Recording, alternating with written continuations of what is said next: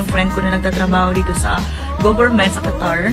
And gusto niyang i-confirm sa akin news daw na 17 katao na nakulong, na detain. Kung totoo daw ba dahil yun sa pagrarally. Okay? So, ako po makakapag-confirm. Okay? Gusto ko pong i-confirm na yung balita po is fake news po yun. Fake news. Yes, may na-detain. Yes, may nakulong. Yes, may nahuli. 17, yes, totoo yan.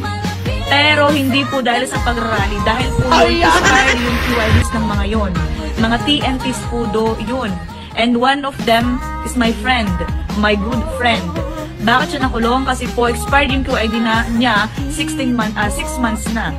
Expired. So, ginagawa namin ng paraan actually yung QID niya pero ayaw talagang i-release ng amo niya.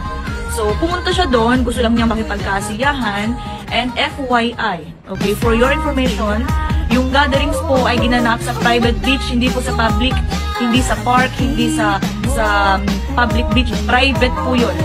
Walang rallying naganap. Yung events po is night swimming, gatherings, may mga bata, maraming bata. Bobo bang mga magulang nila para dalhin yung mga bata sa